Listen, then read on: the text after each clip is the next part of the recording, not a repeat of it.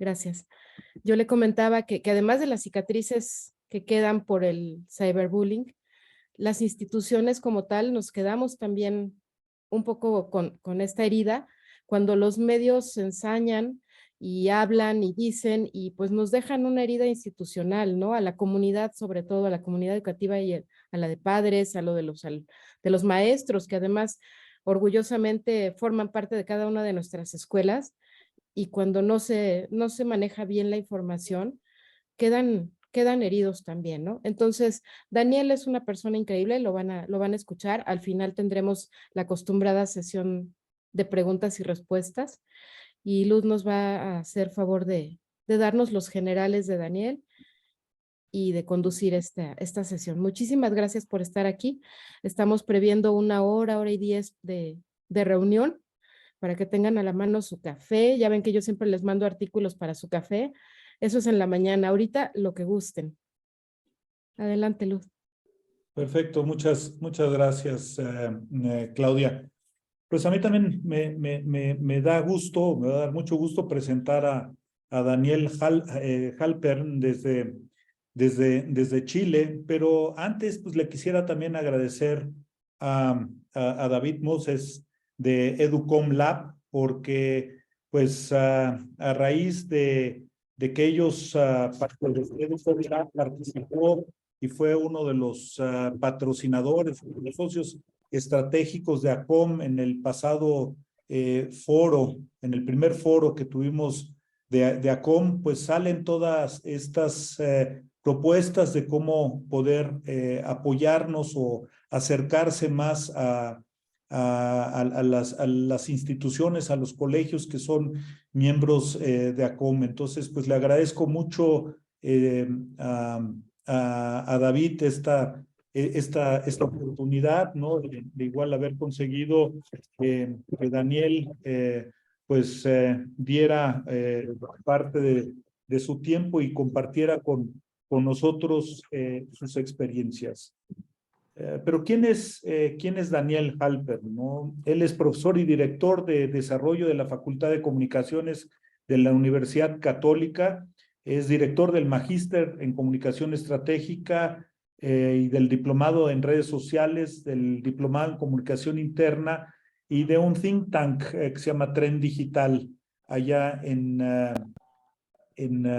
Chile, a través del cual se ha capacitado y cuantificado han capacitado y trabajado para empresas como Microsoft, Claro, Samsung, sobre todo alrededor de los fenómenos digitales, ¿no? Dicta constantemente talleres sobre las consecuencias sociales del uso de tecnologías en los colegios y ha desarrollado protocolos para su uso en diferentes empresas e instituciones.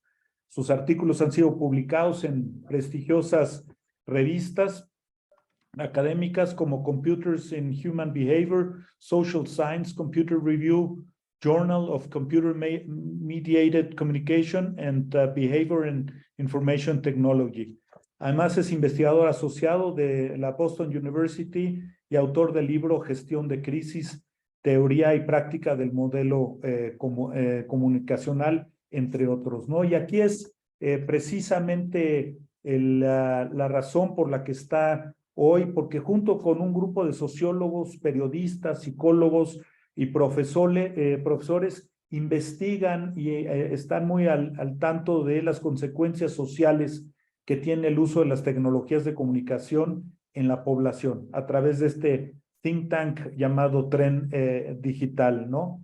Y pues también hace un par de años comenzó uno de los proyectos que él considera, dice, más lindos que le ha tocado liderar, que es precisamente esta empresa de Educom Lab, que aquí en México representa David Moses, a través de la cual llevan a cabo todo el proceso de la alfabetización digital y pues igual, pues también estamos analizando algunos otros proyectos en los que nos podemos involucrar como organización. Pues adelante, Daniel, el foro es tuyo, bienvenido y pues Adelante si nos quieres compartir tu presentación y la pantalla.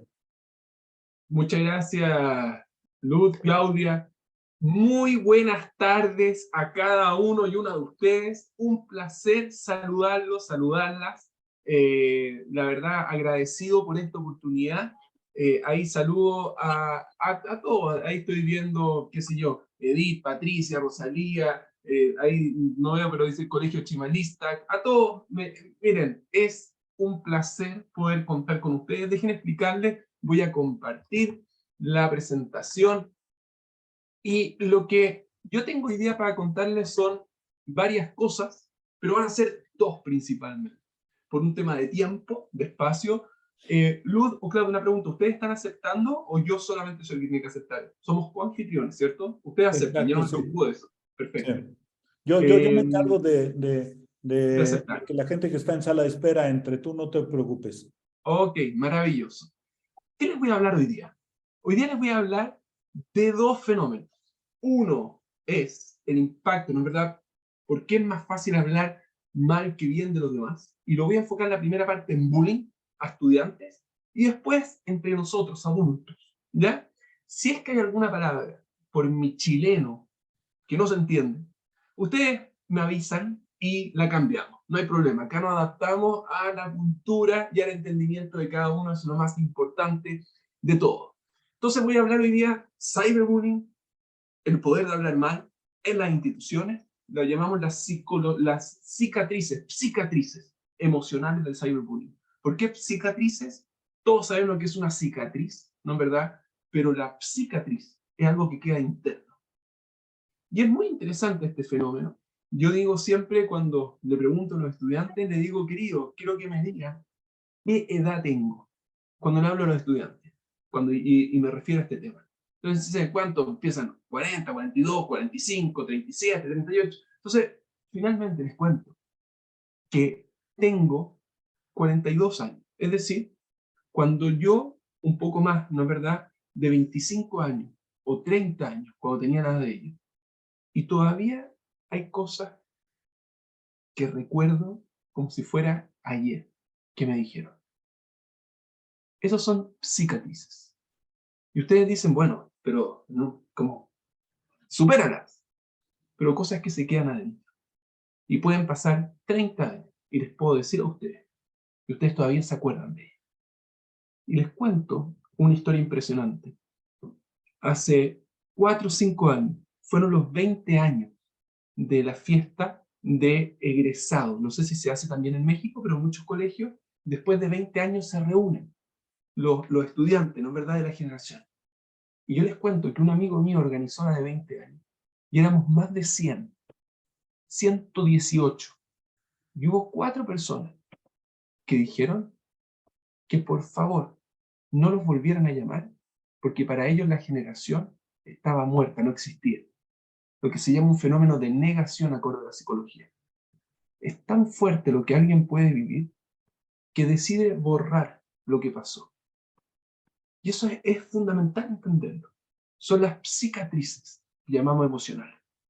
Vamos entonces con este fenómeno que es tremendo, que se enfoca en cyberbullying, y después, alrededor de 35 minutos, voy a hablar después 35 minutos de cyberbullying, 30, 25 minutos de los adultos, y después cerramos con preguntas. ¿Les parece?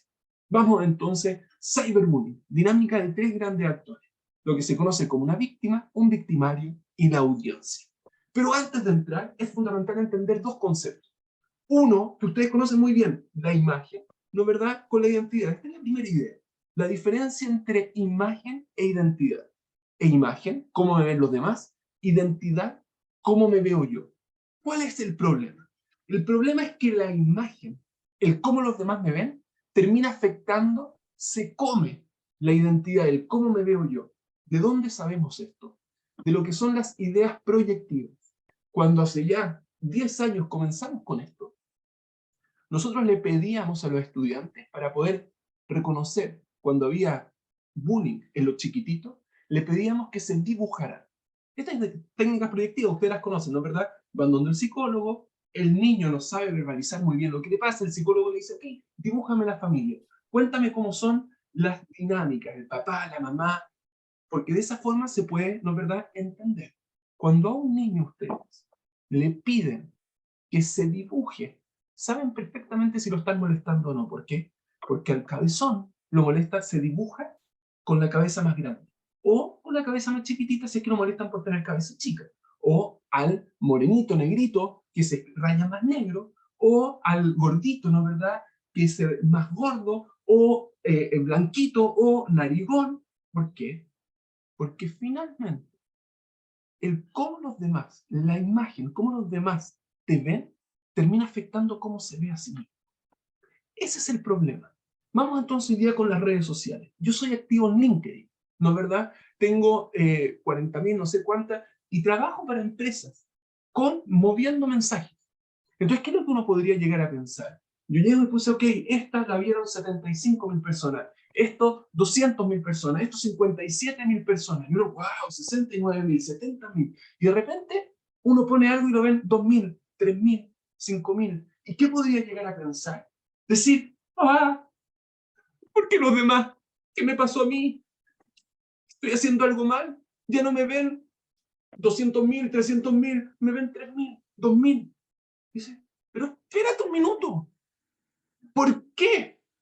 ¿Por qué? Si te ven menos personas, ¿tú crees que estás haciendo algo mal? ¿Qué tiene que ver una cosa con otra? Y el concepto está en la investigación.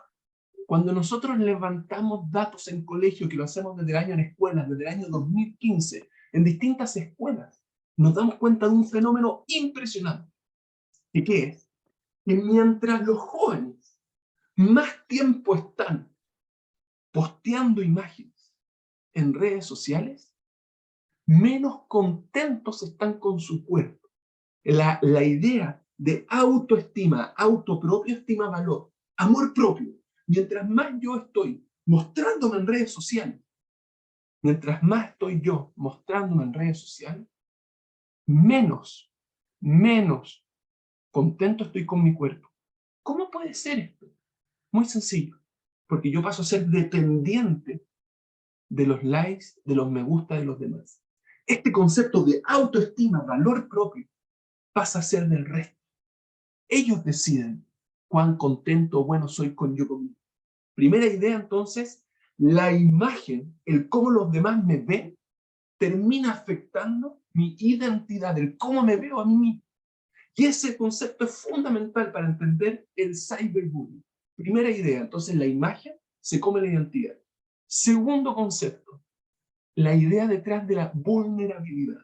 Si yo les preguntara a ustedes, queridos profes, queridas profesoras, ¿qué es vulnerabilidad? Ustedes me dirían, bueno, quizás debilidad, no sé, muchos conceptos que se ven asociados a la vulnerabilidad. Pero hay una forma de entenderlo que a mí me fascina, que es como sale en esta foto, que es cuando algo íntimo se ve por fuera, como aparece acá. Imaginémonos que está Francisca y Camila. Llega Francisca y le dice, tienen, no sé, 10 años. Y llega Francisca y le dice a Camila, Camila, estoy enamorada del Joselito. Y llega, pero es un secreto, no se lo cuenta a nadie. Y llega ella, se para y le dice, atención, atención clase, atención curso. Está enamorada del Joselito. ¡Ay! ¿Qué piensa la otra? Algo íntimo se hizo público. Esta es la segunda idea para entender el impacto del cyberbullying. ¿De dónde saco yo estos conceptos? De digamos, una conceptualización de la idea de vulnerabilidad. Les presento al primero de varios personajes de hoy día, se llama Arthur Schopenhauer, y él habla del dilema del erizo. ¿Qué es el erizo? No sé cómo se dirá en México, pero son crustáceos que están en el mar, en la playa, que es cuando uno los ve.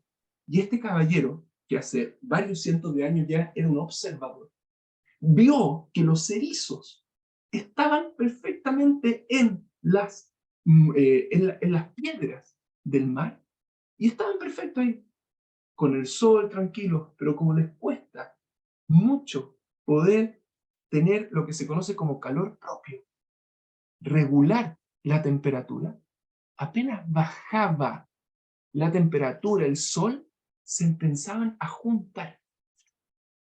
Ahora, ¿cuál es el dilema del erizo? El dilema del erizo es el siguiente.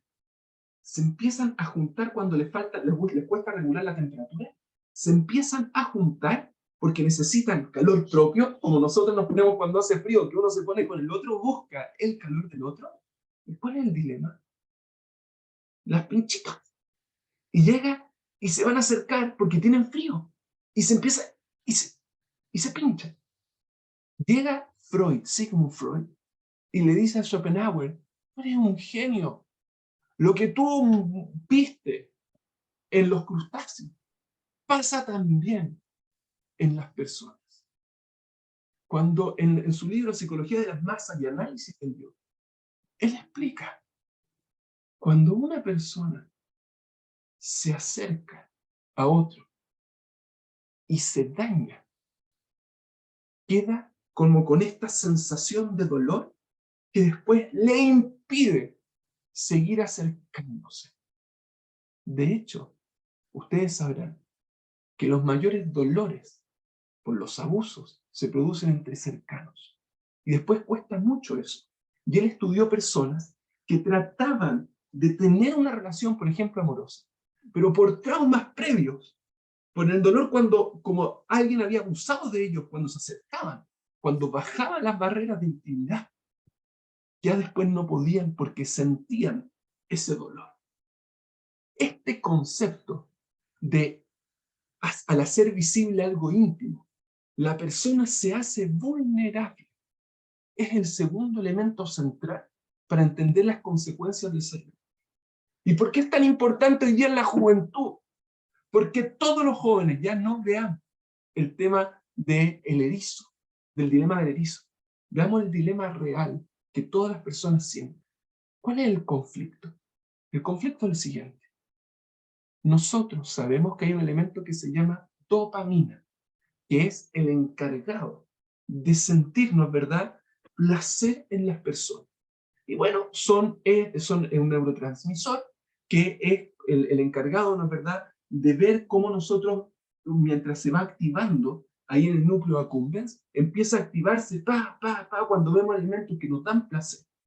¿Y cuál es el dilema que tiene gran parte hoy día de los jóvenes y nosotros también? Que desde el año 2015 hay estudios que muestran en el cerebro que cuando la persona recibe likes, me gusta, comentarios en redes sociales, se empieza a activar la dopamina, empieza esa búsqueda de placer, y empieza obviamente a querer recibir más. Así, ese es el elemento central, como en toda adicción, de por qué las personas se hacen dependientes de las redes sociales y de nuestro tema de la aprobación del resto. Entonces, ustedes dirán, Halpern, ¿qué tiene que ver, hombre? Pero por favor explícame, esto que estás hablando del conflicto, de la intimidad con el placer de las redes sociales. Y ahora se los voy a explicar porque esto es clave. ¿Cuáles son los posteos que generan más likes, comentarios? Y ustedes dirán, bueno, los animales tiernos, bonitos, los gatitos, el pingüino, el perrito, los patitos. No. El contenido que más genera likes, me gusta, es el de la intimidad, ya sea física o emocional. Y acá les presento el conflicto, que es la piedra fundamental en la mayoría de los casos de cyberbullying, sobre todo aquellos que tienen mayor riesgo acorde a los estudios de suicidio. ¿Cuál es esto? Cuando llega el joven y en esta búsqueda de likes o de aprobación, se saca ropa o muestra pensamientos íntimos. Porque ahí es cuando más vulnerables son. Y la clave es que mientras más se exponen, más vulnerables son. Con estas dos ideas vamos a entender el conflicto, las cicatrices que deja el cyberbullying. 1, la imagen se come la identidad. 2, este conflicto que viven por exponerse. Pero mientras más se exponen, más vulnerables son en base a Schopenhauer, y a Freud. Veamos cómo funciona. ¿Qué le pasa a una víctima de cyberbullying? Se quiebra emocionalmente. La literatura, los casos, perdón, más complejos, principalmente cuando hay mayor ideación suicidio, empiezan cuando hay filtraciones de imágenes íntimas. ¿Qué es lo que hacen? Toman esta imagen íntima, se busca sancionarlo a esta persona en el ciberespacio, con comentarios que lo denigran, no es verdad que en el fondo que lo hacen de forma pública, y la literatura reconoce 4 quiebres. El primero en este quiebre emocional es cuando llega y me pusieron de esta forma. ¿Qué es lo que se proyecta? ¿Qué es lo que pasa en la cabeza de una víctima?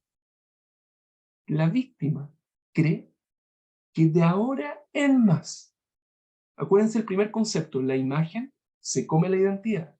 El cómo los demás me ven afecta el cómo me veo yo mismo. Y acá viene el primer quiebre. Llega y dice, estoy, en chileno se dice frito. Ahora me van a ver a mí así para siempre. Imagínense lo siguiente. Yo estoy dando una clase, yo soy muy cercano, llevo más de 20 años casi haciendo clases en el mundo universitario. Y yo soy muy cercano con los estudiantes. Imagínense que un día me desperté con el pie izquierdo. Estoy enojado. Llega y al delante mío está Jaimito. Y llega Jaimito y le digo, ya Jaimito, dime qué hemos hablado en el último mes. No sé, profesor. Pero ¿cómo no sé, Jaimito, si usted ha venido a todas las clases? Sí, pero es que no me interesa su curso. Pero Jaimito, mire, sus padres están pagando por la universidad. Le pido, por favor, me explique. Es que yo no sé. Pero Jaimito, usted ha venido, es que no me interesa. Entonces, ¿para qué vine? Y yo estoy enojado y le digo, ¿cómo puede ser? ¿Cómo puede ser? Un mes hablando y usted no me dice, pero ¿qué tiene en la cabeza? Se pegó con la cabeza. Y le empiezo a hablar y tú me das cuenta que atrás está Pablo y graba, toma su teléfono y me graba. Llega. Este video yo no me di cuenta. Vuelvo a mi casa y digo, uy, ¿cómo le hablé a Jaimito? Le voy a escribir para pedir disculpas. Y cuando pongo mi teléfono, veo y subieron el video en una red social. Más de 20 años haciendo clase. Y me veo a mí en el video gritándole, haciéndole así. ¡Oh! ¿Qué es lo primero que pienso? Oh, no hay caso. Ahora voy a hacer así. Pero ¿cómo va a volver así, hombre? 20 años haciendo clases por un video. Ahora piensas que la gente te va... Sí. Pienso, acuérdense, la imagen se come la identidad. Pienso que ahora voy a hacer así. El segundo quiebre viene cuando lo que se llama efecto audiencia. Llega Raúl, ese profesor debiese ser expulsado de la universidad. Llega Marcelo, que lo echen. Llega Francisca, por eso la educación está como está en México. Por eso está... Y digo, eso se llama efecto audiencia. Pero es injusto, digo. Ellos no me conocen, no tienen idea de quién soy. Eso empieza a pasar. El tercer quiebre se produce cuando hay 2 elementos que son centrales en la seguridad de la persona. Uno es que yo soy dueño de mi espacio y otro del tiempo. Por lo menos cuando uno era chico, ¿no es verdad? Cuando uno era menor, era estudiante. Llegaba y lo podían molestar en el colegio. Pero llegaba a las 5 de la tarde, a las 4 de la tarde, a las 6 de la tarde a su casa, a su hogar, se tranquilizaba. En la noche ya no hay nada. Hoy día con las redes sociales no existe ese espacio. Entonces esos 2 momentos que son parte de la seguridad de la persona, el tiempo y el espacio se quiebran, se rompen. Y ya no me siento seguro en nada. Entonces veo todo que me queda grande, me siento un bebé. No soy capaz de nada. Y ahí no hay nada más que hacer, salvo que darle seguridad a la persona. No te preocupes y empezar a reforzarlo. Pero ¿qué pasa hoy día? Va este niño y le dice, mira lo que me pasó. Ay, no te preocupes, son mensajes. ¿Mensajes? Nunca más voy a volver a ser el que era antes. Y él me dice, no me preocupes, son mensajes. No entiende nada. Nada. Y ahí viene el cuarto quiebre y el último, que siente que está desahuciado, que no tiene nada que hacer. Este es el más importante para nosotros como educadores. Así se quiebra una víctima. Y la pregunta que viene ahora es el segundo, el victimario. Y se dice que hay dos tipos de victimarios. Uno, que es el simpático, que no le permite empatizar la pantalla, no se da cuenta. Entonces llega y dice algo muy negativo contra los demás. Y no se da cuenta porque no lo ve al otro. Ese, a través de, y entonces tira una pesadez tremenda, algo muy negativo. Y el otro dice, ajá, ajá, buena, y se ríe. En vez de decirle que le molestó cualquier cosa, porque ya no se atreve. Ese es que no tiene empatía, pero en el victimario, el agresor, no se da cuenta. Y por eso es tan importante, nosotros tenemos todo un programa de que le enseña a los jóvenes a empatizar a través de pantalla, a ver el sufrimiento de otro. Pero si eso de forma naturaleza, hoy día, de forma natural, no se puede hacer. Ese es el primero. El segundo tipo de victimario es mucho más complejo. Los estudios dicen que el victimario son personas inseguras, con baja autoestima, que a muchos lo molestaron y normalizaron esta forma de relacionarse. Entonces ven la vida de forma más negativa y tratan de volcar el dolor que sienten los demás. Y para sentirse ellos bien, ¡pah!, bajan al resto. Para sentirse alto, bajan los demás. Uno de los aprendizajes más grandes que yo tuve, yo en Baltimore hice mi doctorado en Estados Unidos, y en Baltimore estudiaba con un académico, y nunca se me va a olvidar. Una vez tenía dos hijos jugando béisbol, y uno era mucho más alto que el otro. Entonces llega el hermano y le dice, esto es impresionante esta historia, estaban jugando béisbol, le tira, y el otro para cachar le dice que se baje, que había como una zanja, un hoyo, y le dice que se ponga ahí para que quedara a la misma altura. Y llega la persona con la que yo estaba estudiando y le dice, perdona, le dice, ¿por qué no te levantas tú en vez de hacer que el otro se baje para que esté al mismo nivel? Toma un banco y se ponen igual. ¿Por qué tienes que bajar al otro para estar tú más alto? Este es el concepto. Este es el concepto. Y con la seguridad que te produce la anonimidad del mundo online, no hay vuelta. Empiezan a destruir. Yo, al hablar de estos temas, a exponerme en distintas redes sociales, en distintos medios, siempre me destruyen. Cada vez que digo algo impopular, principalmente en Twitter, me destruyen. ¿Qué haría falta para que se suicidara Daniel Halpern? No sé si entienden estas palabras en español, pero es básicamente, si no supiera que, voy a correr ahí un poco para explicarlo, si no supiera que tiene, que no tengo la barra, que efectivamente tiene mucha competencia, le daría ojos cerrados el premio a saco wea, es como del día del mes del año, mantequillento, culiao, no sé si se entiende en mexicano todo este tipo académico, la prueba científica, que la estupidez, lo tonto, lo vendehumo, intelectual de cuarta hereditario, los padres que nos tocan, que huevón es como la palabra fea, más nefasto, y a gente le gusta esto. A gente le gusta esto. Él no tenía tanto tiempo, solamente me dedica, huevón, saco wea, pero 4 ideas de esto, que yo, esto para mí es de todos los días. 4 ideas. Yo veo a estas personas. De repente me postean cosas negativas y me fijo en sus perfiles. Y lo impresionante es que tienen una mirada negativa en la vida. Y ustedes dirán, bueno, ¿y qué importa? ¿Qué importa? Y si yo les preguntara a ustedes, acorde a la psicología social, les voy a responder, ¿qué es el amor? Podríamos tener acá, hay 68 personas, quizás tendríamos 68 definiciones distintas. Pero hay una que a mí me fascina, que cuando el amor es focalizarse en lo positivo de los demás. ¿Por qué? ¿Por qué? Porque imaginémonos que yo estoy con mi pareja y llega mi pareja y me dice, o al revés, llego y digo, estoy enamorado de la Francisca. La Francisca, pero ¿no viste que la Francisca tiene esto y lo otro? No. Oye, estoy enamorado de la Camila. De la Camila, pero ¿no viste que la Camila tiene esto? No. Porque una persona que está enamorada Por eso dice que el amor es ciego. Ve lo positivo, no lo negativo. Y yo le pregunto a los estudiantes, queridos, queridas, ¿quién creen que es peor? ¿La víctima o el victimario? Y lo que la gente dice, la víctima, es terrible, el victimario es peor. Porque en el momento que yo me acostumbro a ver lo negativo del otro, me voy quedando solo. Porque nadie quiere tener a alguien que solamente dice los aspectos negativos de los demás. La segunda enseñanza que yo he aprendido de todo esto es la importancia de verbalizar lo positivo en los demás, como vamos a ver al final de esto, y los programas que tienen que enseñarse con ellos. Y 3, ustedes dirán, bueno, entonces que no hable.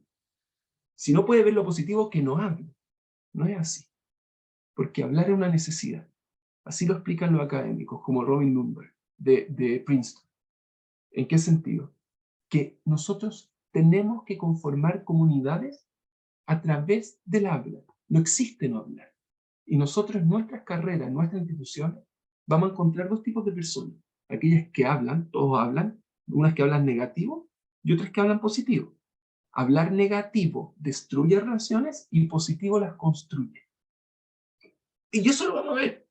La gente que habla cuchicheándose rompe las relaciones, rompe las instituciones, ya sea en el curso, en los padres apoderados o en los profesores. Es simple.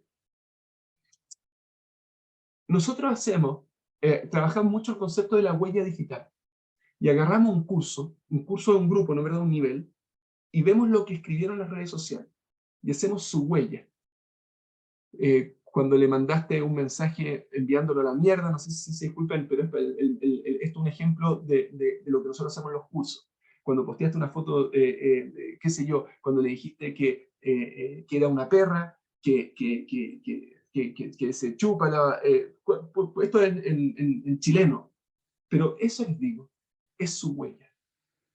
Y esto queda para siempre. Nosotros por eso está como diseñado como huella.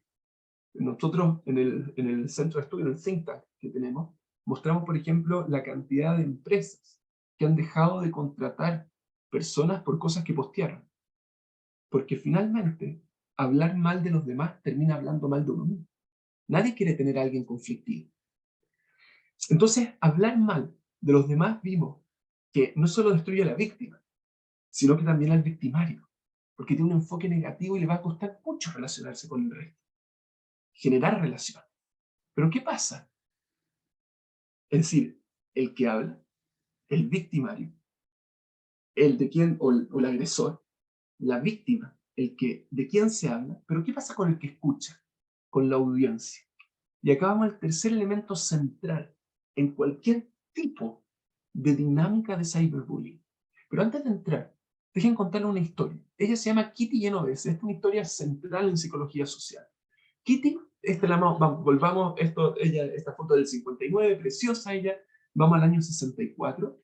Ella trabajaba como gerente en Queens, en Nueva York, en un restaurante.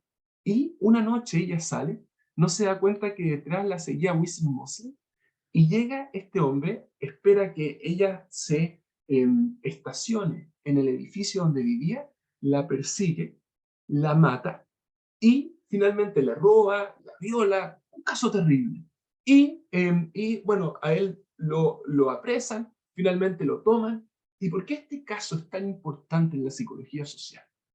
Porque después el New York Times hizo una investigación que cuando mataron a Kitty Genovese, entrevistaron a 37 personas. 37 personas que vieron esto y no llamaron a la policía. Después se dijo, mira, esto fue en marzo, hacía frío, no todos escucharon. La verdad es que una persona de hecho gritó, oye, deja, pero no sabía que lo estaba matando y como que se fue, pero después regresó y terminó de matarla.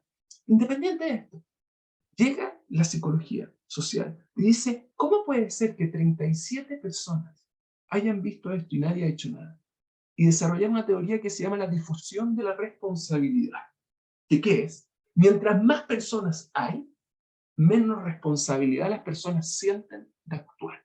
Y es conocido esto. ¿Y por qué? Y es terrible, porque para la víctima, no es verdad que está sufriendo, es lo que se conoce como una agresividad pasiva. Es decir, el resto, si no hace nada, está colaborando con la injusticia. Entonces, es muy duro para la víctima. Y después va la teoría, nos explica y te dice, mira, la gente no hace nada por varias razones. Lo más común es que otros asumen que otros van a hacer. Una segunda razón es que quizás piensa que hay gente más preparada. Una tercera es que quizás no necesita la ayuda. Pero la cuarta y más interesante, que es la que quiero focalizar, es que las personas reaccionan en función de cómo reaccionan los demás. Si estamos, por ejemplo, en un salón y alguien se cae y una persona se para a ayudarla, todos se van a parar. Pero si la dejan sola, porque la gente ve cómo monitorea, cómo los demás y en función de ello reaccionan. Ahora, ¿cuándo se rompe este patrón? Con un concepto, por eso es tan importante y por eso en los colegios tiene que enseñarse. Nosotros hacemos un programa que le decía de empatía, el concepto de empatía, ponerme en el lugar. A mí no me gustaría que si alguien está así, nadie haga nada. Y empieza a nacer esta proactividad con el desarrollo de la empatía. ¿Y cuál es nuestra visión? Es muy simple, nuestra visión es la siguiente. Les presento a este quinto y creo que personaje de hoy día. Él se llama Salomon Asch, y aquellos que conocen nuevamente psicología social saben que creó esta ley de conformidad social. ¿Qué es lo que hacía? Ven una línea ahí, y ven tres líneas después. Y él llegaba y tomaba a una sala, a un salón, ¿verdad?, en la universidad, y le pedía a alguien que vaya afuera, que saliera. Y le decía, por ejemplo, le decía, anda a buscarme un lápiz para la pizarra o un borrador.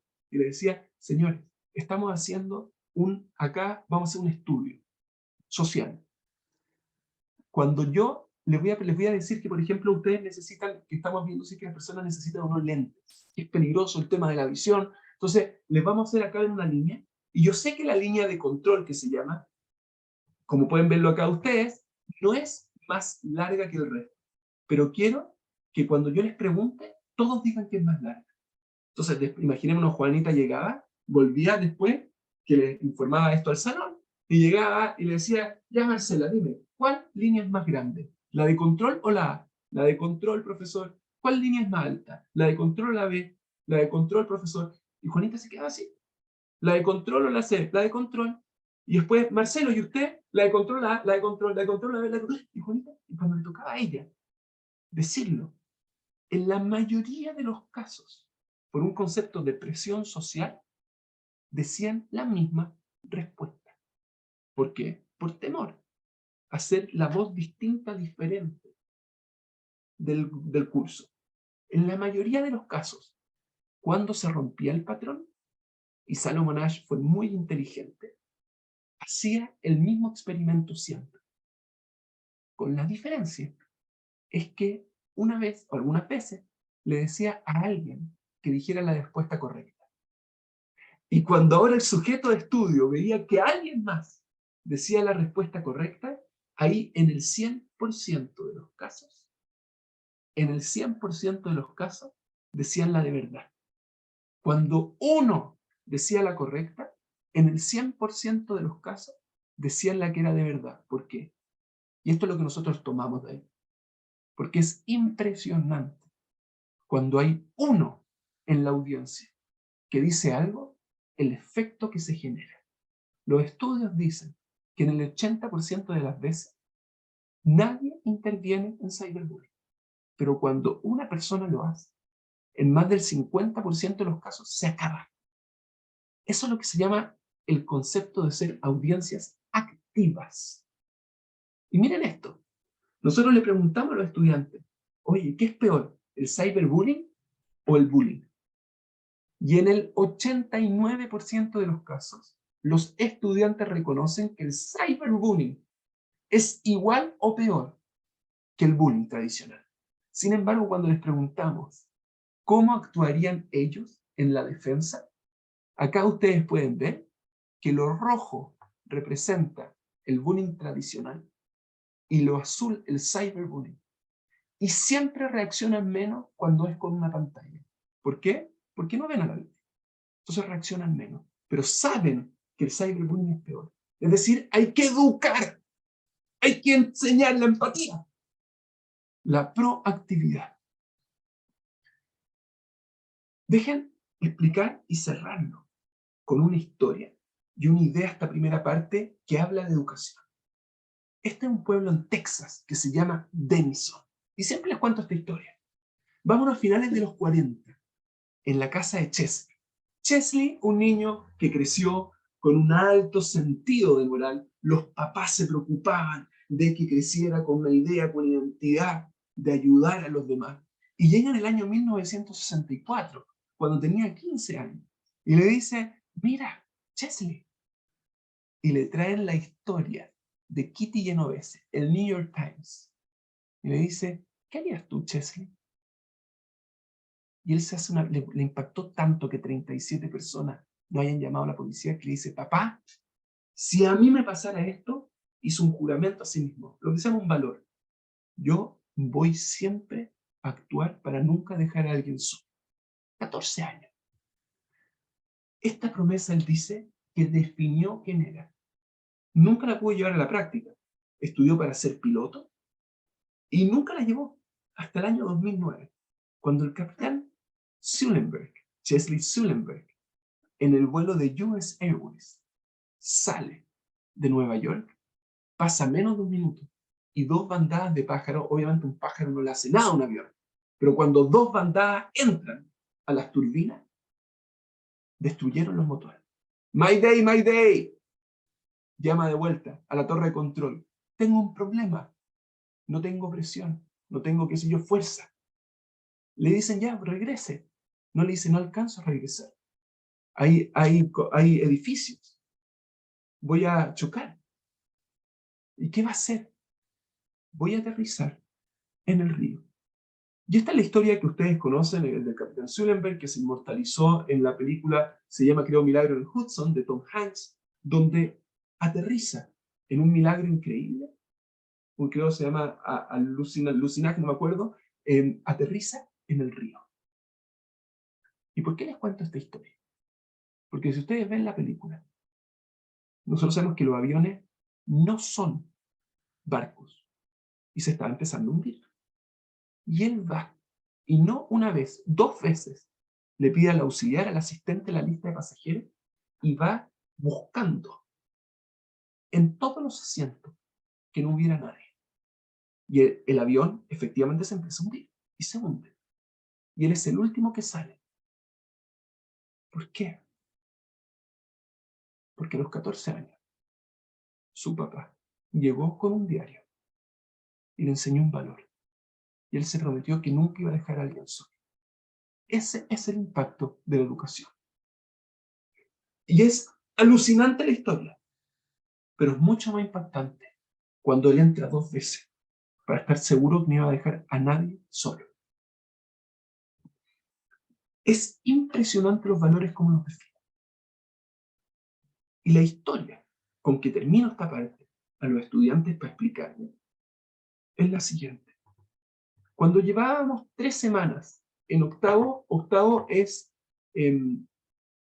primero de secundaria, de prepa, primero de prepa. Cuando llevábamos 3 semanas en primero de prepa, vi a Kai, un niño de mi curso, volviendo a casa mientras cargaba todos sus libros. Pensé, ¿por qué alguien traería todos sus libros el viernes? Pero no le presté mucha importancia.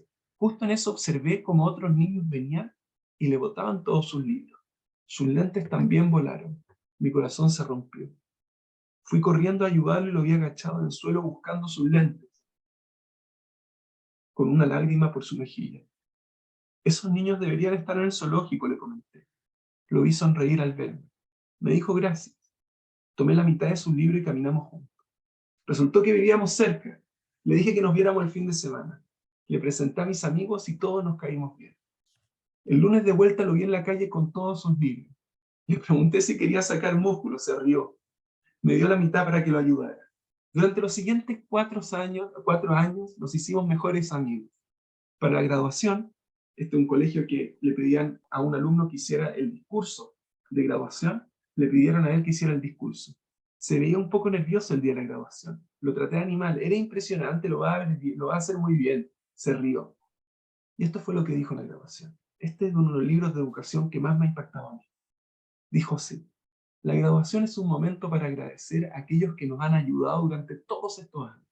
Yo hoy estoy acá para contarles que ser amigo de alguien es el mejor regalo que una persona puede tener. Y después contó la historia de cuando nos conocimos. Y dijo que había planeado suicidarse el fin de semana por la gran cantidad de bullying que le hacían.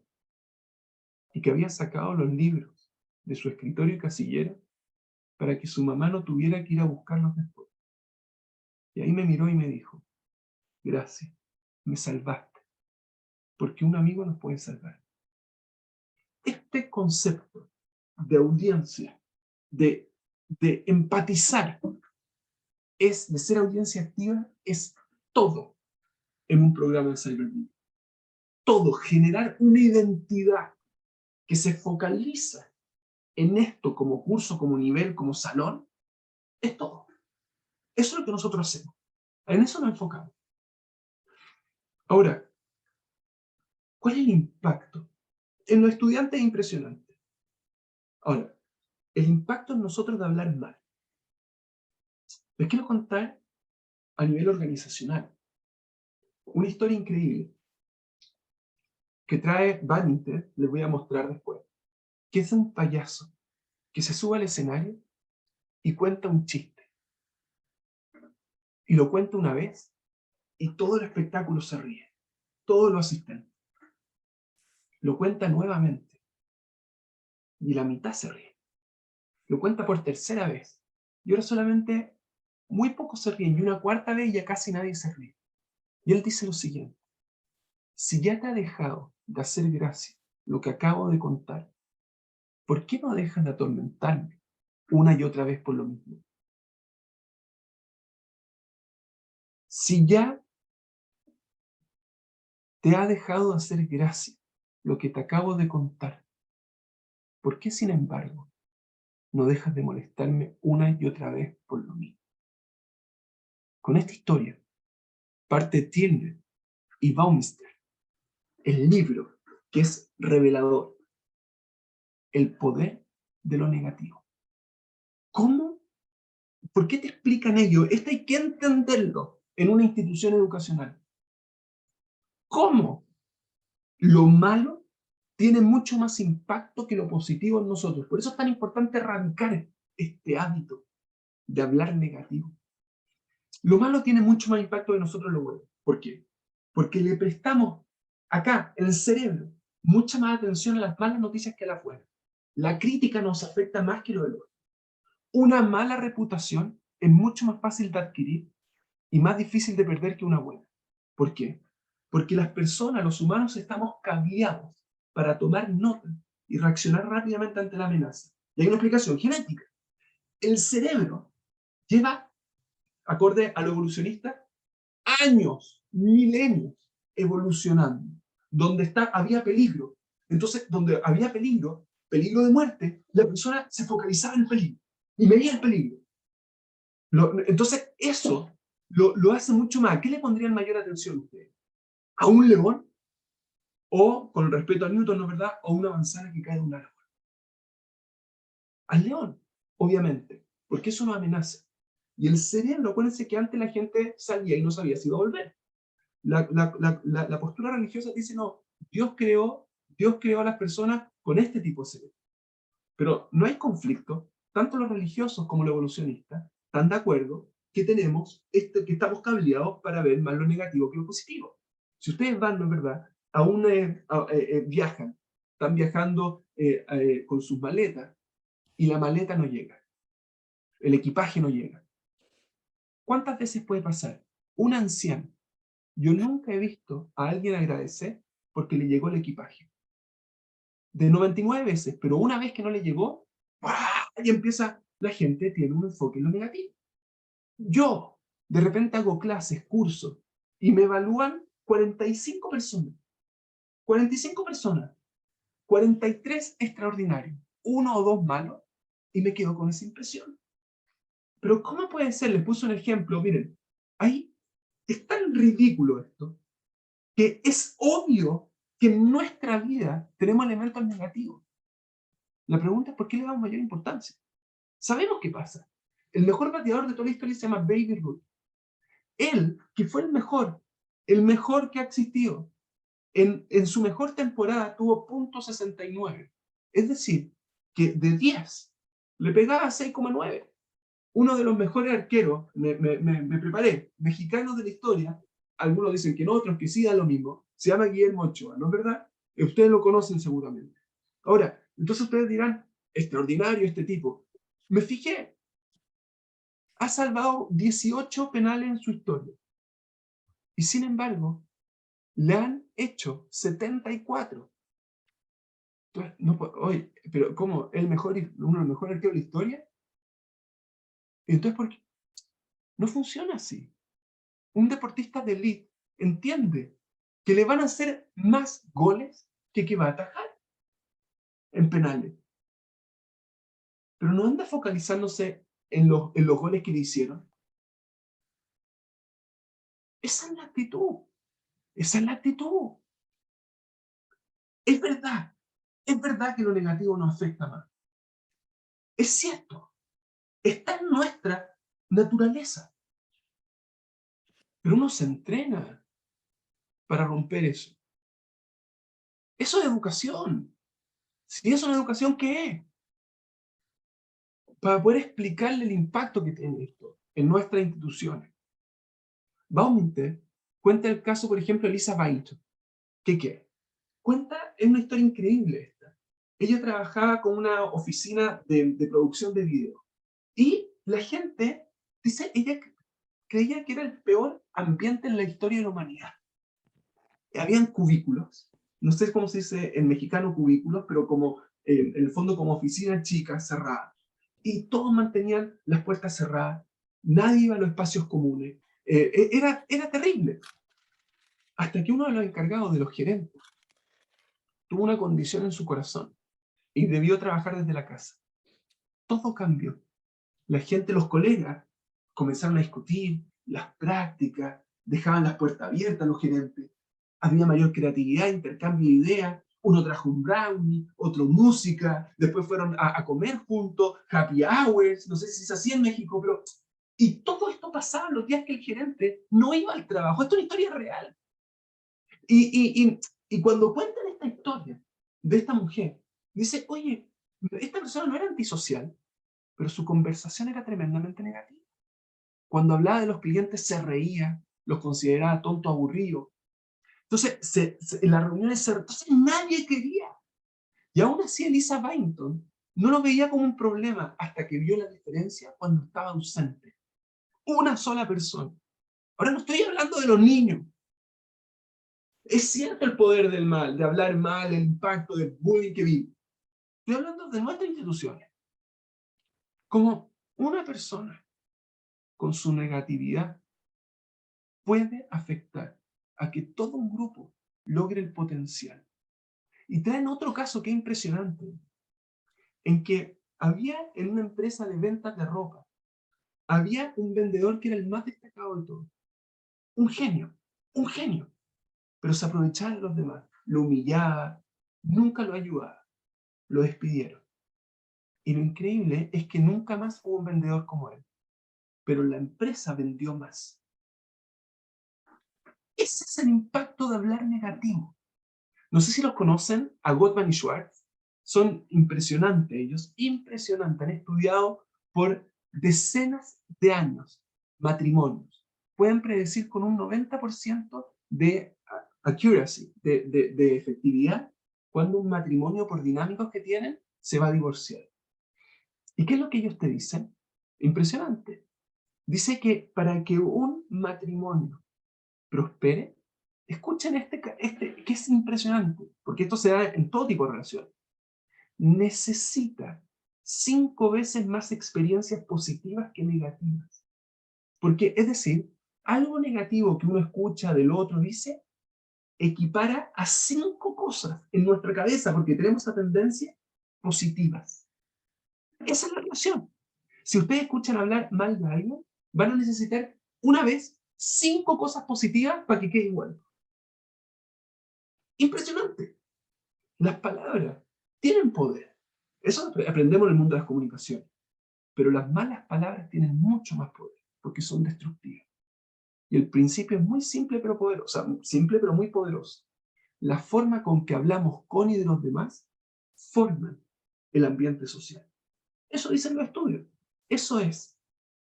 Entonces, vamos a ir cerrando. Primer concepto que hablamos, cyberbullying. Le hablé de 3 ideas fundamentales. Es una dinámica entre víctima, victimario y audiencia. Le hablé de la importancia de cómo la imagen se come la identidad por una parte y por otra parte la vulnerabilidad y cómo eso se aprovecha para destruir. Pero les dije, ojo, la víctima no lo pasa tan mal como el victimario. Por eso no hay que destruir al victimario. Hay que educarlo. Porque la forma negativa finalmente lo va afectando. Punto 1. Punto 2. Les mostré en nuestras instituciones cómo cuando no hay una cultura de educación de hablar positivo, todos se ven afectados. Porque dada por nuestra predisposición, nuestro cómo estamos wired, son las palabras cableados, le ponemos siempre mayor relevancia, al menos que lo entrenemos y eduquemos, a lo negativo que a lo positivo. Entonces, me gustaría 3 ideas para aplicar. 1, tenemos que crear una cultura en que nuestras instituciones se feliciten y celebren los logros. Muy importante, se felicitan y celebran los logros. Porque una cosa mala que nos pasa, necesitamos 5 positivas para equiparar el impacto. Hay unos casos increíbles en educación.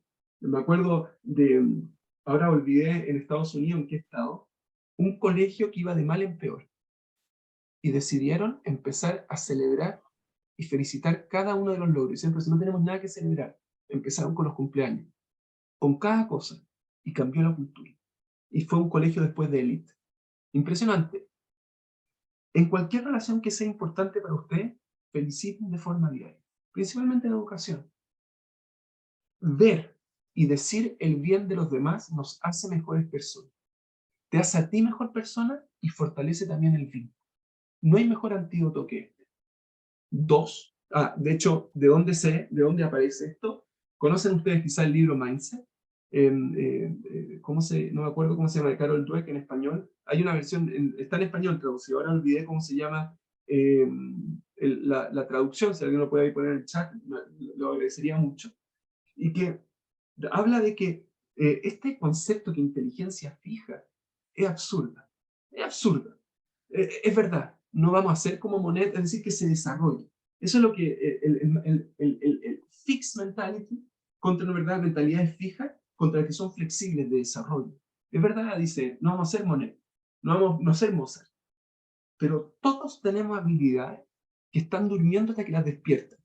Y es impresionante cómo podemos elevarnos, desarrollarnos en base a lo que los restos aportan. Lo único que necesitamos es encontrar en que confíe en nosotros, nos desafíe, y ahí, cuando estamos ahí, celebra los logros. Es impresionante el cambio. Esa es la cultura que tenemos que poner en nuestra institución. Ella se llama Lena Rustin. Es increíble todo lo que escribió, inglesa, una mujer tremenda. Es speech therapist. ¿Cómo se llama? Que trabaja con el speech therapist, no sé cómo se dice en México, pero fonoaudióloga. Y ella escribió un montón de libros, muchísimos libros, y la diferencia de ella con el resto es que cuando empezaba a hacer terapia con un joven, tomaba a la familia y le decía, entendía la dificultad de hablar como un elemento no solamente técnico, que yo fui al fonoaudiólogo, me decían como, porque era tartamudo, no podía decir la R, la CH, no podía decir la H. Vamos a cocinar esto y lo vamos a ir sazonando. Aparte vamos a cocinar nuestro pollo previamente sazonado. Agrega tu pollo cocido al apagar ahí quizás. Una salsa. Muchas gracias. Pero ella, ¿qué decía? Muy interesante. Ella decía, esta es la parte técnica. Pero ¿qué le hacía a la familia? Le decía, ella tenía una aproximación integral. Le decía, ¿usted quiere que su hijo haga terapia conmigo? Ningún problema, ningún problema. Pero, le decía, tiene que toda la familia decir una cosa positiva del otro durante el día. ¿Por qué? ¿Qué tiene que ver si mi hijo no puede decir la R, no puede decir la CH? ¿Qué tiene que ver? Y le decía, bueno, ¿qué es lo que pasaba? Yo no podía decir la CH, la R, era tartamudo. ¿Y qué pasaba? Yo empezaba a hablar y mis hermanos me molestaban, los grandes. Era así. Entonces, si no hay un cambio en la dinámica familiar, donde se empieza a focalizar en lo positivo, por más ejercicios técnicos que le hagan, no se va a atrever a hablar. De hecho, nosotros en la pandemia, esto es increíble, los viernes en la noche, en la cena, en la comida, decíamos que todos los viernes en la noche, que tenían que decir una cosa positiva del otro, y lo mejor que le había pasado en la semana. Al principio era difícil, pero después se acostumbraban, y de repente podía ser martes o miércoles, y el Rafita, por ejemplo, que el mío en ese momento tenía 4 años, decía, yo quiero decir algo bueno de Lari, o de la Noa, de lo otro, yo tengo 5, entonces decía, no sé, pero es martes hoy día, no, pero se acostumbra. Es increíble el entrenamiento esto. Es lo que se llama una cultura de reforzamiento positivo. Es tan simple como eso. O te quieres sentir importante, es que el otro se siente importante. Como decía Maya Angelou, no sé si la conocen, he aprendido que la gente olvidará lo que dijiste, lo que hiciste, pero nunca van a olvidar cómo lo hiciste. Ese es fundamental. Eso es. Eso es. El segundo aspecto que nosotros estamos dándole mucha relevancia es la importancia del perdón. Entrenar el perdón. Nosotros tenemos toda una unidad del currículo de formación digital que es del perdón, porque con Internet todo queda, entonces es muy difícil perdonar. Todo lo negativo queda. Imagínense usted hay una pareja, uno comete un acto de infidelidad, no estoy defendiendo nada, pero bueno, puede ser que se arreglen, que lo superen, pero si está el video, está ahí la imagen, nunca va a pasar eso. Es impresionante. Hay que enseñar el perdón. Hoy día es más importante que nunca. Hay una historia increíble, impresionante, de IBM. Él se llama Thomas Lund Watson. Que él, para que vean la aplicación de educación, él tenía un gerente que se mandó un error tremendo que le costó $millones a la empresa. $millones. Llega este gerente, hace una carta de renuncia y va donde el presidente, Watson, y le dice, no necesito que me despida. Yo renuncio solo. Llega Watson, lo mira y le dice, ¿qué? ¿Renuncia a despedirlo? Pero usted se volvió loco. La empresa acaba de invertir $millones en su educación. ¿Y los vamos a tirar a la basura? Usted ya sabe cómo no tiene que equivocarse. ¿Y lo voy a despedir? Tremendo. Uno invierte. Y la cultura de confianza. Esto es importante, acá hay cosas prácticas. Yo trabajo en los programas que dirijo, tengo programas de gestión comunicacional para instituciones educacionales. Muchas veces le pido a Miquel Rossi, a un español, no sé si lo conoce, y que él tiene varias cosas, aspectos fundamentales para, por ejemplo, romper estas cadenas de chisme, creo que se le dice, del rumor en México, ¿no? Chisme. No sé cómo se le dice, pero del rumor que existe. Lo primero es generar canales eficientes de información para que todos puedan enterarse de cualquier noticia. En el fondo, yo puedo tener ahora muy buenos, pero aún así pueden haber rumores. Pero el rumor principalmente se debe a que no hay un canal bueno de comunicación y por eso andan cuchicheando. 2, hay que facilitar grupos saludables de comunicación, que se hablen y se digan las cosas. 3, hay que compartir información. Excepto lo confidencial, se habla en la institución. Y esto es fundamental, porque no solamente se habla, sino que lo negativo, por ejemplo, no se escribe. Yo nunca se me va a olvidar, yo volví de mi doctorado, era chico, qué sé yo, y le escribí al decano de la universidad y dije, oye, estos tipos están haciendo esto, y hablé negativo, escribí negativo. Y me responde seco y me dice, yo no dejo que me escriban cosas negativas de los demás. Lo siento. Nunca más. En seco me paró. No se escribe nada negativo. Nada. No somos así nosotros. Negativo destruye relaciones. Hablar positivo las construye. Yo no quiero estar en una institución donde hay gente que se excluye. Bueno, ojalá que se comuniquen con prontitud, se dan personalmente las malas noticias. No hay temor en encararlas. Hay que conocer a la gente. Hay que conocer. Los profesores siempre hablan, es complejo para los profesores. Bueno, hay mucho, pero solamente decirle un aspecto, que si yo voy a criticar a alguien, critico al que está presente, no al que está ausente. No al que está ausente. No existe eso. Hablar de alguien que no está. Y esos elementos van rompiendo. Todos estos aspectos, se crea una cultura de comunicación positiva. Entonces, eso era lo que tenía preparado hoy día, estos dos temas. ¿No es verdad? Por una parte, explicar el cyberbullying, y por otra parte, cómo de forma, digamos, natural, nosotros tendemos a focalizarnos más en lo negativo, pero con educación, uno se puede aprender a focalizar en lo positivo. Y esto pasa. Y sé que en nuestras instituciones educacionales es terrible. Los rumores, los chismes, pero si se cortan, se rompe este ciclo. Y hay que generar una cultura. Pero que sepan que de forma natural vamos a lo negativo. Esa es la conclusión de esto. Y que si no se hace nada, vamos a seguir negativos. Espero que les haya gustado. Cualquier otra cosa para profundizar, si quieren el programa, preguntas, respuestas, cómo nosotros abordamos este tema. Y me pidieron una cosa más, disculpen. Disculpen. Les quiero presentar solamente algo más, que me pidieron que lo hiciera. Déjenme un minuto, por favor. Nosotros hacemos, que es lo que queremos hacer con los colegios en México. Ustedes conocen lo que son, perdón, les pido mil disculpas si no, hay olimpiadas de física, de química, de matemáticas en el mundo, ¿no es verdad? En Chile, por lo menos, no sé cómo es. Nosotros hacemos, en los colegios asociados a Educom, hacemos lo que es la Olimpiada de Bienestar Emocional. Se las quiero mostrar, porque es increíble. Hoy justo se quedó ahí. Para que lo vean, juntamos a todos los líderes de los colegios. En la última vez, ahora hacemos otra en marzo, la última vez participaron 200. Así que para que la vean, dura un minuto, un video de 70 segundos. Bienvenidos, ¿cómo están todos y todas? Muy bien.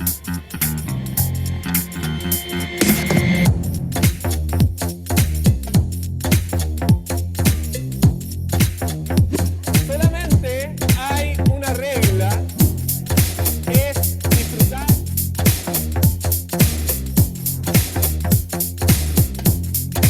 La psicología explica que las personas que tienen una buena autoestima no se andan creyendo. Todo lo contrario, las personas que tienen baja autoestima necesitan creer.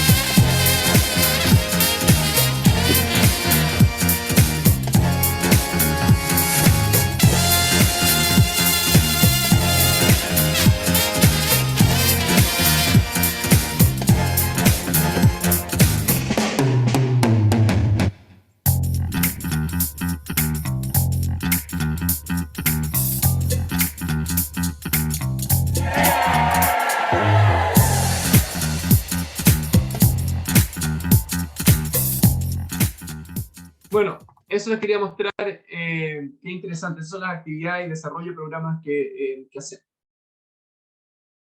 Que vamos a hacer, si Dios quiere ahí, bueno, estamos viendo con ACOM, ¿no es verdad? Para este marzo, abril, algo así, mayo. Ahí vamos, ahí viendo.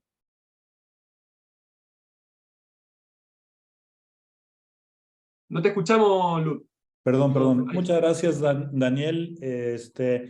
Pues sí, bueno, ahí lo último es no solo quedarnos con esta gran plática y de un tema y de una relevancia pues fundamental, ¿no? Sino también pues también querer trascender o hacer cosas diferentes.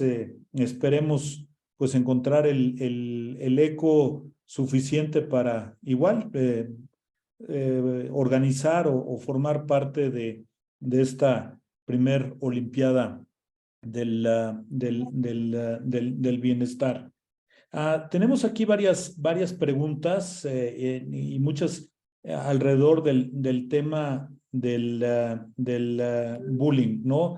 Y lo primero, inclusive tú lo mencionaste, pero simplemente quizás volver a recalcar que sí es verdad que los bullies, por lo general, han sido personas que fueron previamente maltratadas. 2/3. 2/3. ¿No? Y ahora, ¿se puede considerar a un niño bulliador como alguien que no es consciente de lo que hace? Sí, es el primer tipo, que no se da cuenta y hay que enseñarse. ¿Por qué? Porque no se da cuenta porque se dice, no sé, nuevamente en México, los estudios en español por lo menos se normalizó una conducta. La naturalizó, la normalizó. Es como cuando dicen que los abusados se hacen abusadores porque normalizaron lo que le hicieron a ellos. Esto mismo se produce. Hay una normalización, cree que está bien. Entonces, si la única forma de romper ese ciclo es con educación, mostrándole las consecuencias. El éxito, ¿en qué se basan nuestros programas? El éxito de la educación digital es que los jóvenes aprendan a ver las consecuencias offline de sus acciones online. Ese es el éxito.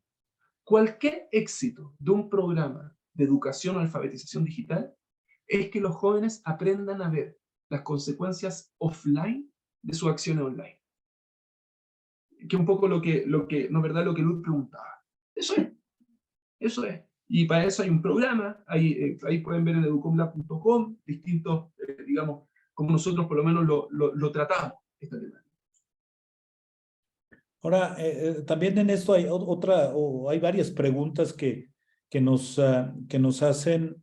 Es que si habrá alguna edad o alguna etapa en donde o sea, hay una mayor vulnerabilidad para ser afectados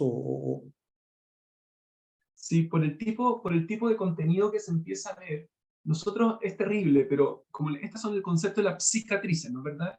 Que te queda mucho tiempo, que no se va. De hecho, bueno, hay traumas que cada uno de nosotros tiene, que, por ejemplo, no sé, si es que cuando tenía 10 años o 8 años, un perro lo atacó, y cualquier cosa, ahora puede tener 40 años y va a empezar a escuchar un perro y se va a asustar. Pero ¿cómo? Si ahora no te hace nada, pégale una patada, el chiquitito. Pero queda eso, queda. Entonces hay que, nuevamente, con algo hay que sacárselo. El punto de esto es que empieza a ser más vulnerable los niños mientras más vida empiezan a tener online. Eso en general se produce en quinto año. Entre los 10, alrededor de los 10 y los 11, entre los 9 puede adelantarse con la pandemia un poco, pero esa es la edad crítica. Esa es la edad crítica. Estamos hablando del mundo online.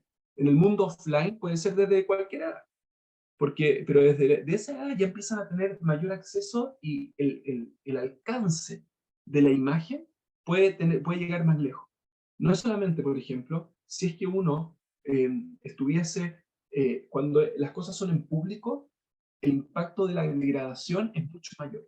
Si es que hay una sola persona conmigo y me golpea y me humilla cualquier cosa, el impacto no es tan grande como si eso se hace en público. Entonces, el problema justamente es el trauma que ocasiona cuando es en público. Si, por ejemplo, a mí alguien me molesta, está todo el colegio o todo el salón, es mucho más grande el impacto. Esto en el mundo online es por 10, por 20, por 30. Entonces, la edad crítica, donde ya tiene que haber una formación, es cuando entran en quinto. Okay. Ahora también hay preguntas más específicas y sobre todo yo creo que es mucho de la preocupación que estamos observando, que estamos teniendo muchos, es pues todas estas tareas o inclusive competencias adicionales que recaen ahora en los maestros, ¿no? Cada vez tener esta instrucción, inclusive, no sé, individualizada, pero ¿cómo pueden los maestros detectar al niño que está sufriendo bullying?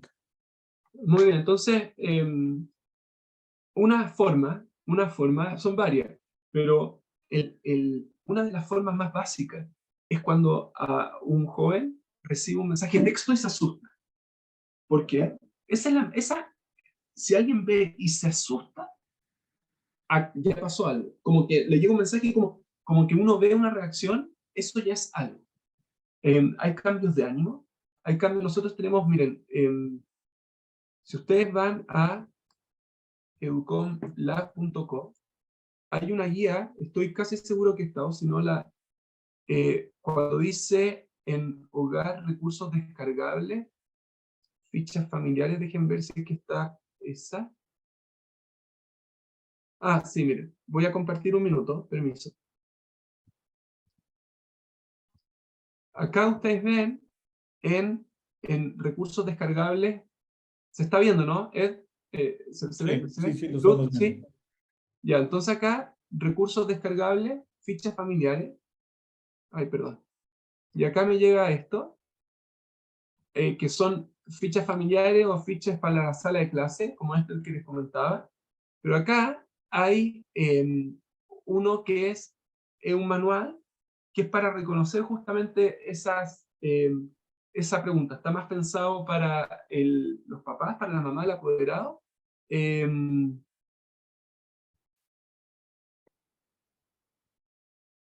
Pero acá hay...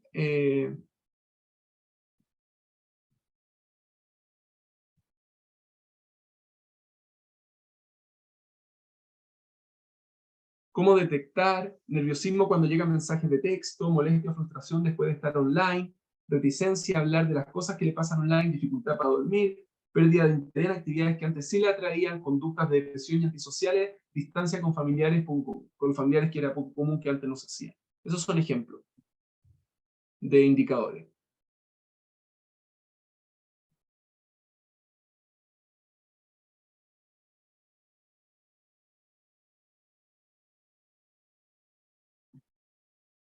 Muy bien.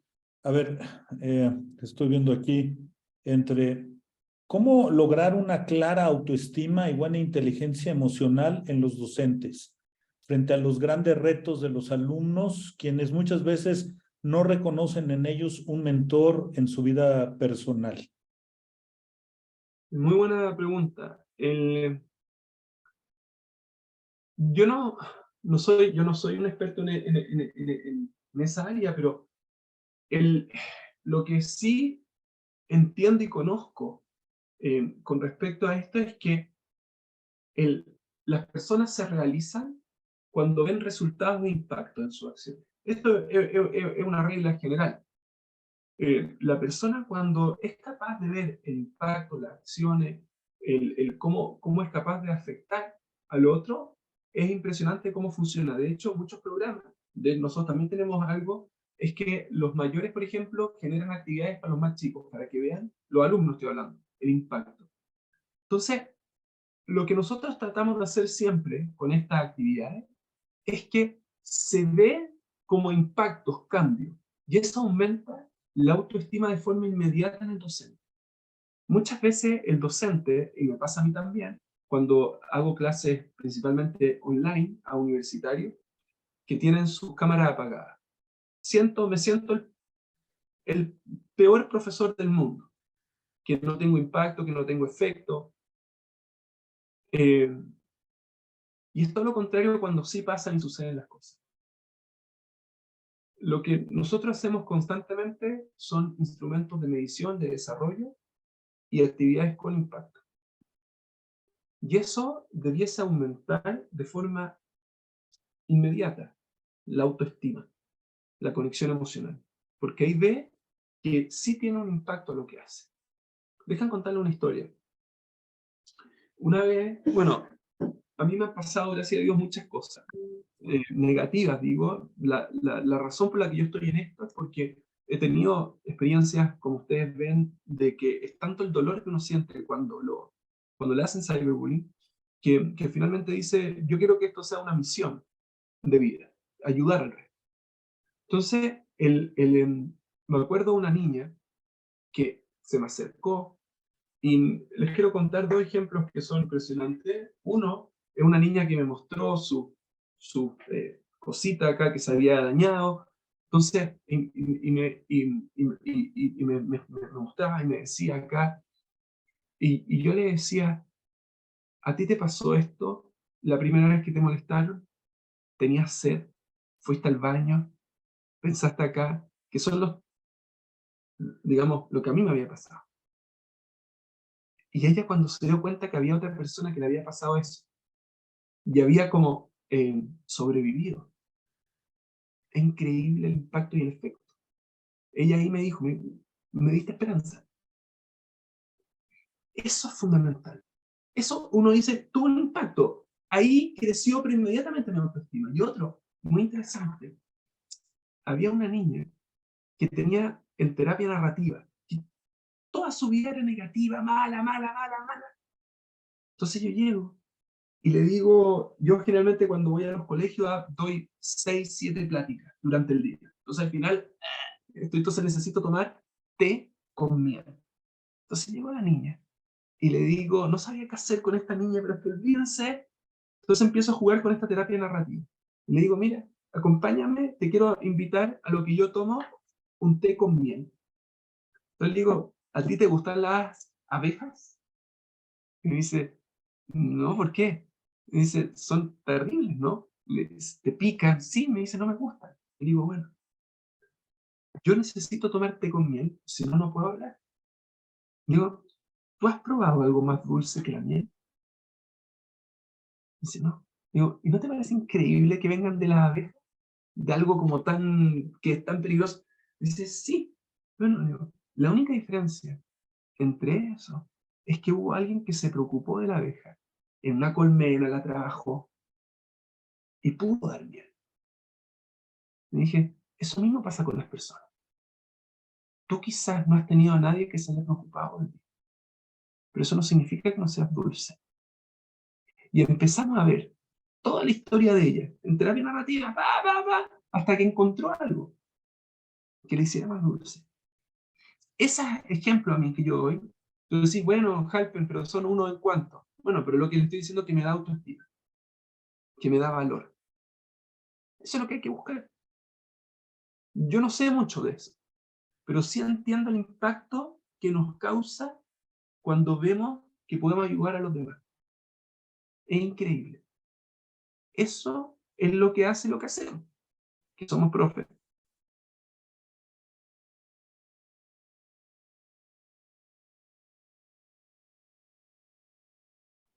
Muy bien, Daniel. Hay también otros que están manifestando, si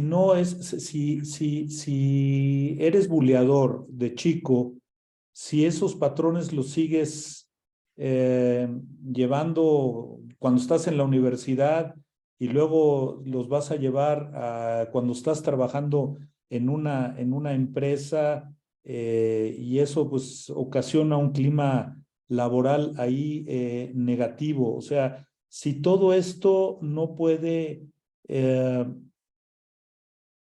o sea, de ahí que tenga una mayor importancia hacia lo que hacemos en las escuelas alrededor de este tema, como para que quede ya impregnado una cultura que evite el bullying. Es difícil, los cambios conductuales son difíciles, pero no son imposibles. Las personas, es difícil que cambien, es difícil, pero con educación se puede. Y cuando uno es capaz de tomarlo, lograrlo, hacer, por ejemplo, ahí veo cómo hay un estudiante, dice uno que por más que trato de hablar, no hay cambio. Entonces, pero cuando uno ve el efecto, el impacto que causa en el otro, hay algunos que no van a cambiar nunca, es cierto, pero hay otros que con educación, cuando ven el impacto, el efecto, cuando lo hace ponerse en su lugar. Por ejemplo, déjenme mostrarle algo. Si ustedes van a...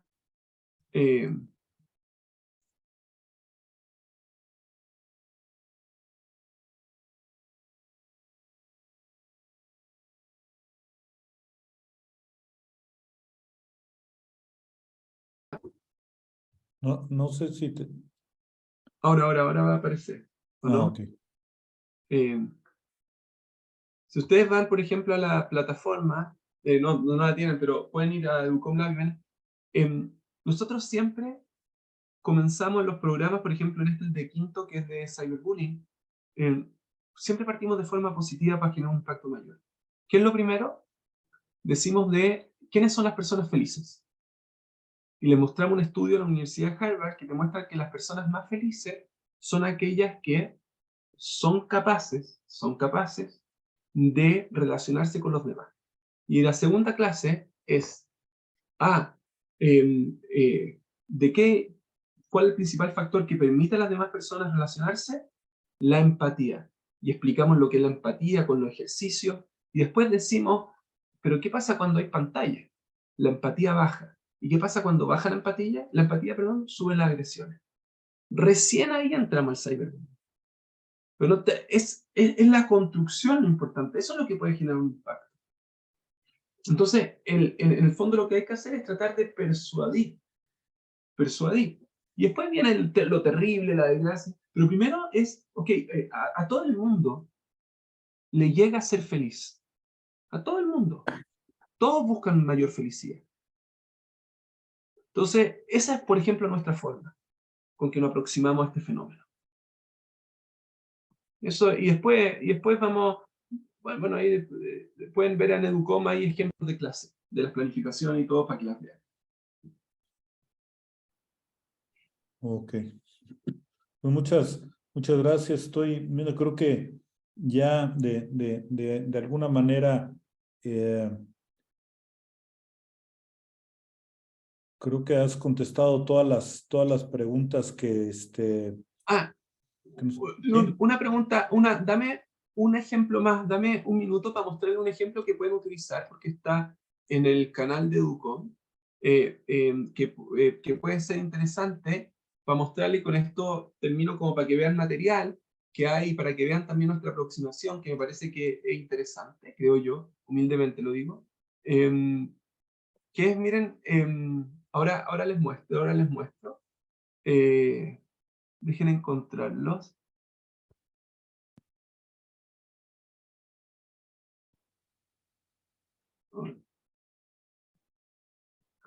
Acá. Es de, dura 80 segundos. Un minuto. Dejen adelantarlo que está. Ahora.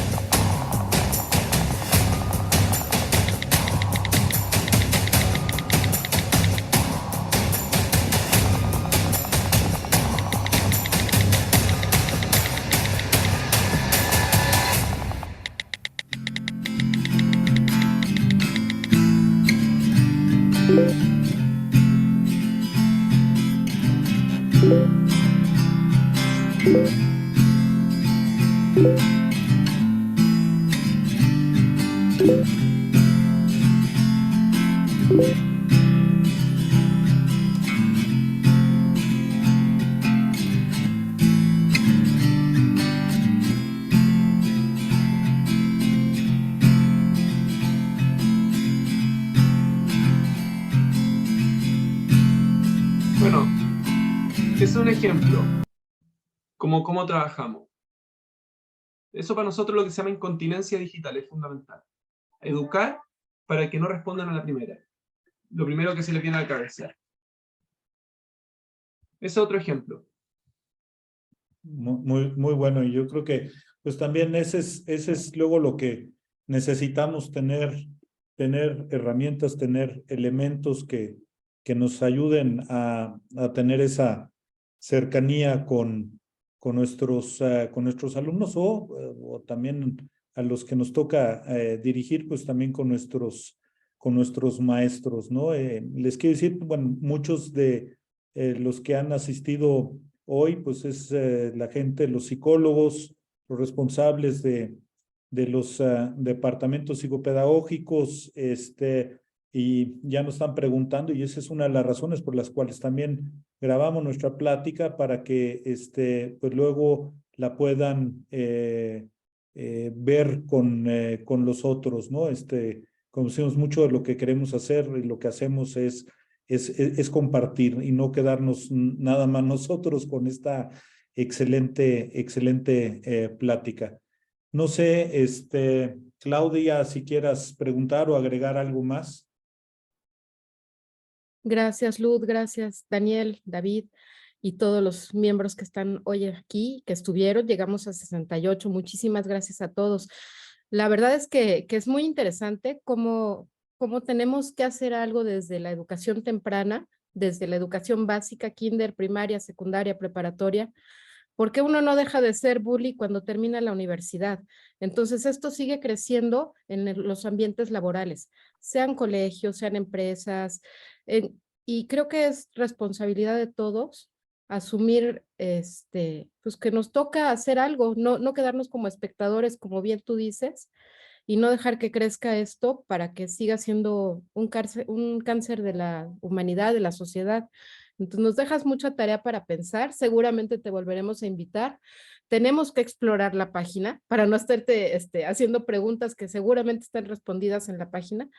Y bueno, más adelante contactaremos a David para que nos ayude a organizar estas olimpiadas emocionales, porque ciertamente trabajamos en olimpiadas matemáticas y de ciencias y STEM y todas estas, pero creo que esto sería como un distintivo de los colegios que estamos en ACOM, que pudiéramos organizar a nivel nacional unas olimpiadas de conciencia emocional. Muchísimas gracias.